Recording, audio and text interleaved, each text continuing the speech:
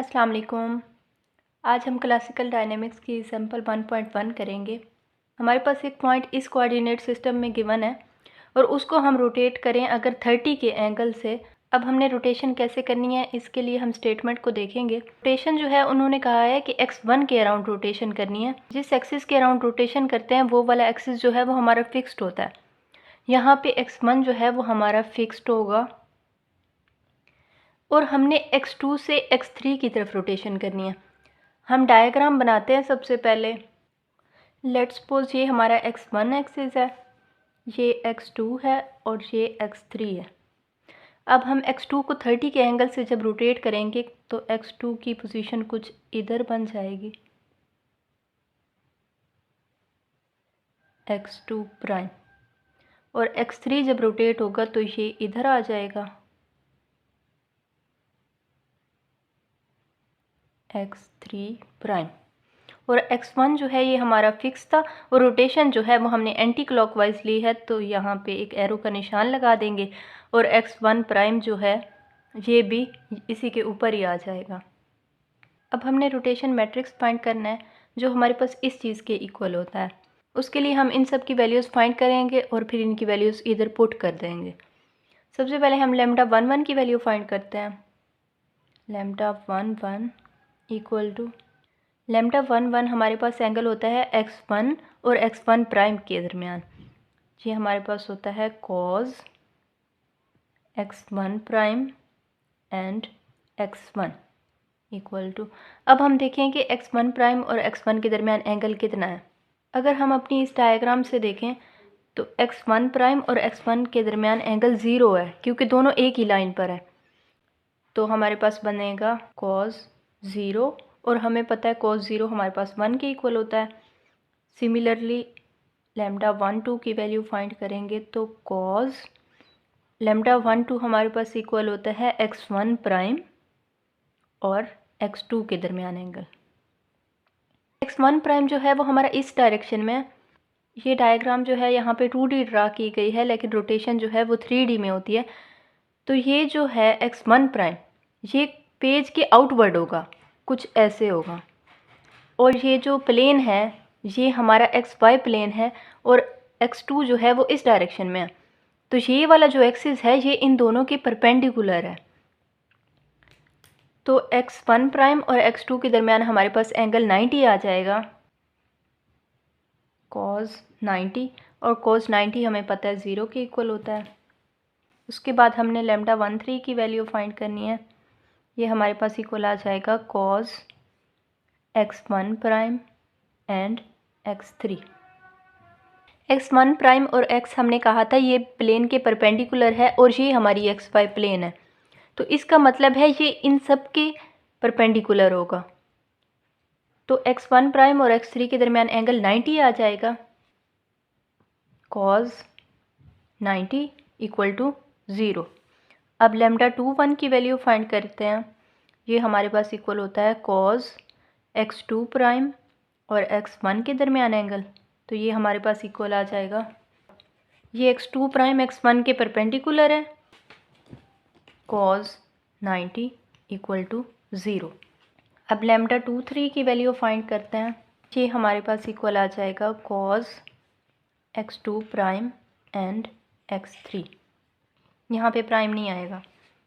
x2 और x3 के दरमियान एंगल 90 था और हमने 30 के एंगल से रोटेशन की थी।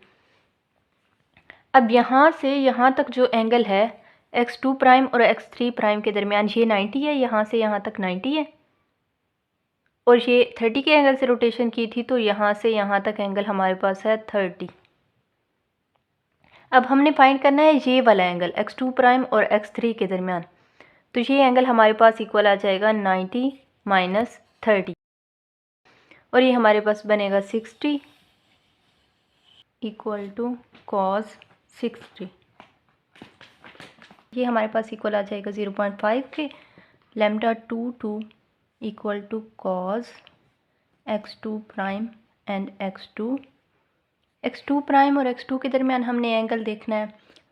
रोटेशन हमारी 30 के एंगल से थी तो x2 और x2 प्राइम के दरमियान एंगल हमारे पास 30 है, cos ये हमारे पास इक्वल आ जाएगा 0.866 के, equal to cos x3 prime x1 equal to x3 prime और x1 एक दूसरे के परपेंडिकुलर हैं तो एंगल 90 हो जाएगा।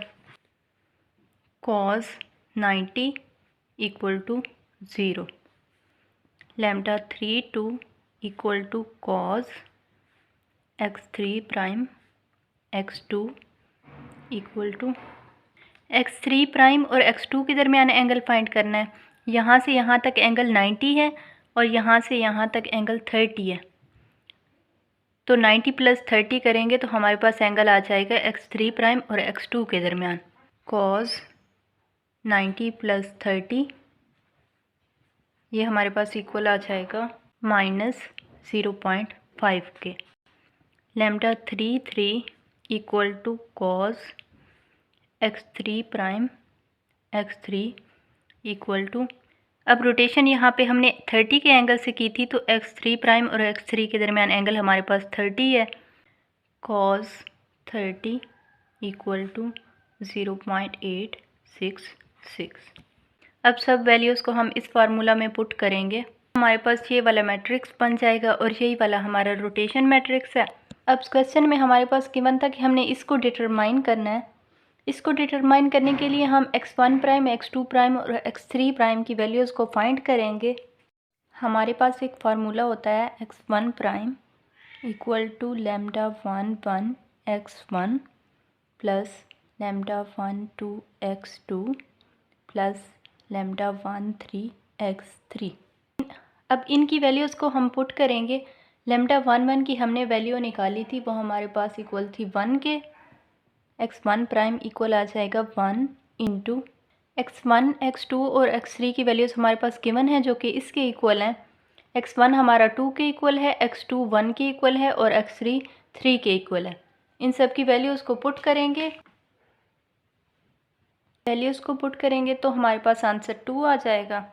इसी तरह x2 प्राइम हमारे पास इक्वल होता है lambda 2 1 x1 plus lambda 2 2 x2 plus lambda 2 3 x3।